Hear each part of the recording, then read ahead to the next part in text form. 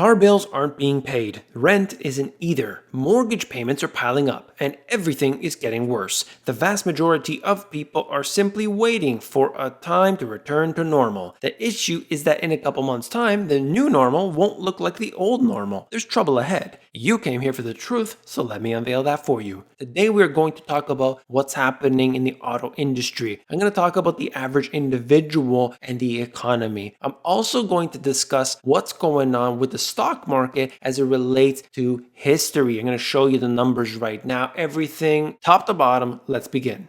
Credit Acceptance Corp, the lender to car buyers with subprime credit scores, warned it's seeing a sharp drop-off in payments as people shift their financial priorities. This is very clear. We're seeing this, of course, in the auto industry, but there's something I want to point out right away before we move on. Through 2018 into 2019, I talked about something within the auto industry, and that was simply that it was on this decline. We were watching this happen. We were looking at it in Europe and US and China and everywhere else where the sales were getting lower and lower and the stockpiles of cars were getting ridiculous. They were putting them everywhere, parking lots, anywhere they can find them. They weren't selling them for cheaper prices. They were literally saving them. I don't know why, but that's what they were doing. They've got a big problem right now because of what's going on top of the issue from 2019. Now, this cannot be resolved simply by getting people back to work so they can buy stuff again. The auto industry is dealing with something very big and it's got underlying fundamental problems. Remember that. As unemployment soars, borrowers are putting off payments or, quote, reallocating resources, also known as, I need to buy food right now, I can't pay my car bill. New lending is also slowing as dealerships across the US are forced to shutter their lots. How many people are going to be rehired when that comes through? How many businesses will stay closed permanently? These are a lot of questions that need to be answered. A continued disruption in our workforce, decrease in collections from our consumers, or declining consumer loan assignments could cause a material adverse effect on our financial position, liquidity, and results of operations. Absolutely, this is going to be the case for not just the auto industry, but everything. Landlords are not going to get their money from their tenants. The same thing for commercial real estate as in residential real estate, and everything is going to be affected by this standstill, the shutdown that we are seeing today.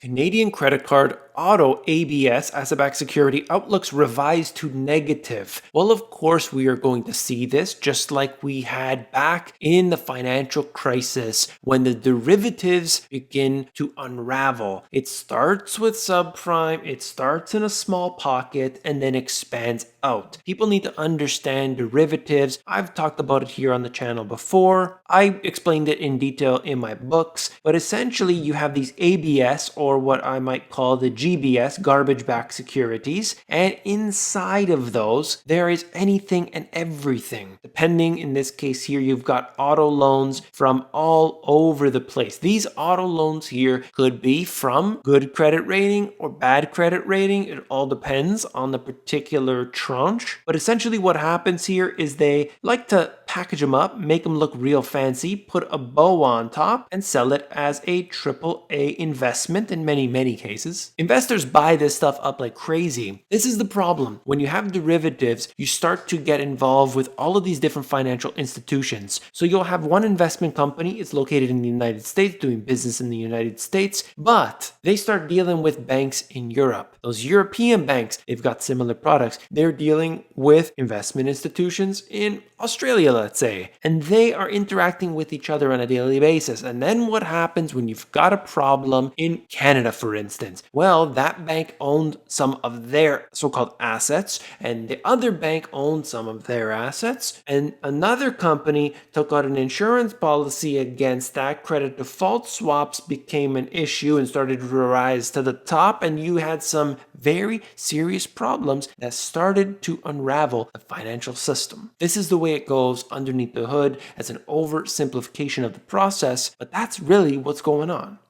This article here out of the Wall Street Journal is talking about J.C. Penney. You remember them? Well, apparently they've got some serious problems today. They want $1 billion. The problem, as this article points out here, is that shuttering stores isn't going to resolve their issues. Typically, what they would do is they start to close down stores, they take all their existing inventory, they take whatever they can, they sell it, they pay back their debt, and they can keep the better performing stores open. But this is a real losing game. Just like Sears, it's a losing game trying to keep these type of stores open. They occupy so much real estate. Not even the fact that they have so many different locations, not even the fact that they have so many different employees. They're just massive buildings. The rents are high, the expenses are high. Everything is very difficult in a time in which people aren't necessarily attracted to that anymore. You also have e-commerce making up a larger percentage of the sales every single year. Up until this issue here, let's call it 2019 numbers, they were at 10 to 11% of total retail sales, e-commerce. But at this time, I'm sure that has gone up considerably because of the issue that we're dealing with. I'll get you some updated numbers when they come out. But this is what we're looking at today. A lot is changing. Businesses like this are going to be in serious trouble. The reason I mention this, of course, is because we're seeing it one after the other after the other. What's going on with Macy's? What's happening with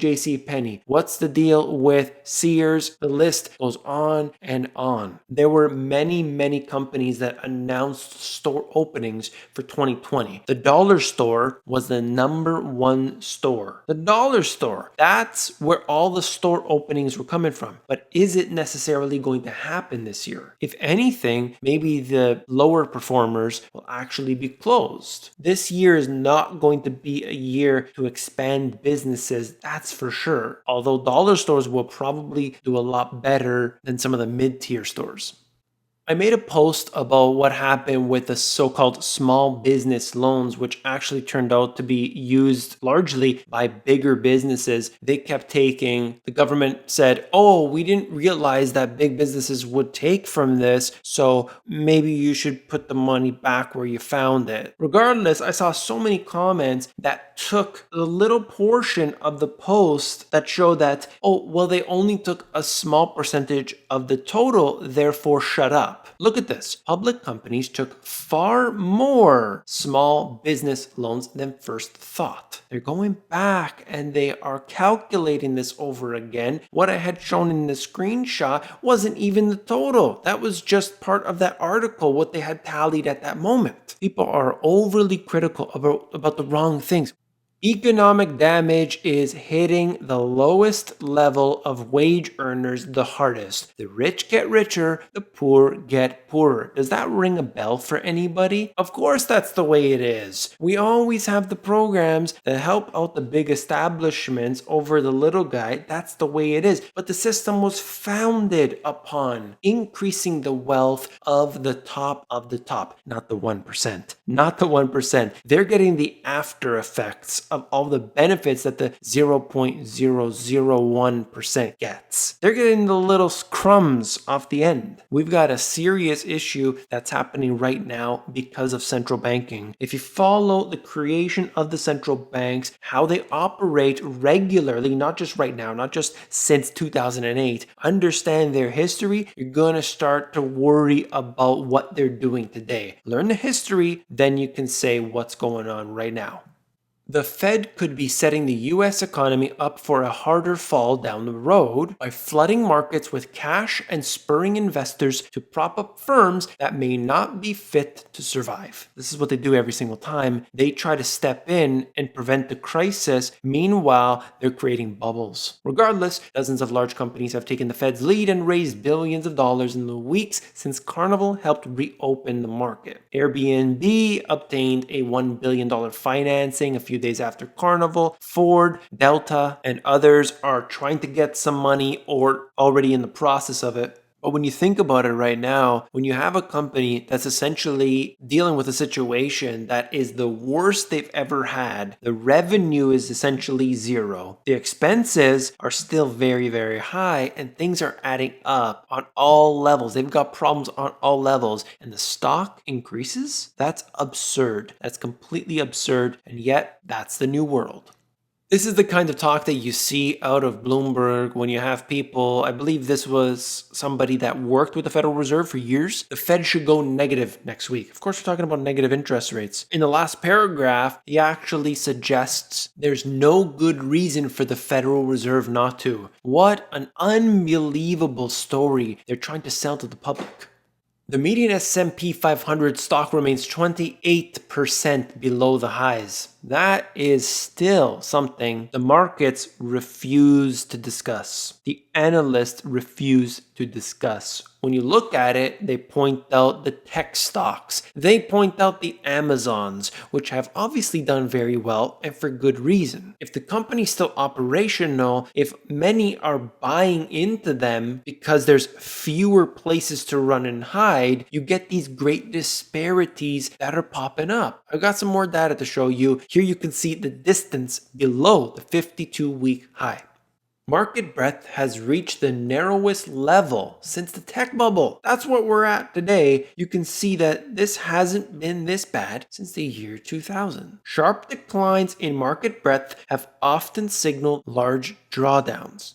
This, of course, is ignored. It's important to ignore it because that's negative, that's pessimistic. The concentration of market cap in the largest stocks has soared. Take a look at this, 20%, okay? Remember that number, market cap of 5 largest companies as a share of the S&P 500 total, 20%. Actually, I saw numbers that were higher than that. This comes from Goldman Sachs. We love to trust them. April 23rd's numbers. It is extreme when you see only a small handful of the stocks right now today are pushing the markets higher. They're still down significantly, as you can see, median stock down 28%, but the index itself is being pulled up by a few. Deutsche Bank is comparing today the S&P 500 with 1929. It looks eerily similar, but of course these charts can be made in this way that sways it to the direction in which they desire. Regardless, the blue line there is today, and just like in most crises, what you have is a huge drop-off that happens. The question is, how does it recover, or does it not recover? In this case, 29, of course, it did come up, but it then dropped afterwards, top to bottom 89% if memory serves correctly, but many people bought in the dead cat bounce and were burned heavily for it. 1987, that didn't happen. The markets kept climbing afterwards and eventually achieved a new high. It did take a few years, but this is what we saw. Today, the markets want to turn it around and simply rise to the top. I'm not sure that's going to be able to happen given the conditions, the unemployment numbers, the amount of jobs that are going to be lost permanently. It would be very, very unusual historically for it to just rocket higher without some setbacks along the way. That's all for this video. If you found it informative, hit that thumbs up button. When you do, you're supporting me, so I want to thank you for doing that. If you want to check me out on Instagram, on Twitter, on any other platform, you can do so at The Money GPS. If you want to learn how to sell online, right now will be a good time. I've created a free e-course for you. Check it out at theamazongps.com. If you want to learn about the financial system and you don't like all of that convoluted garbage they got out there, well, my 2 books will help you out with that. Check them out at the link in the description if you want the audiobook, themoneygps.com. This video is really, really important. Have you seen it yet? Well, if you haven't, click on this. I will see you there.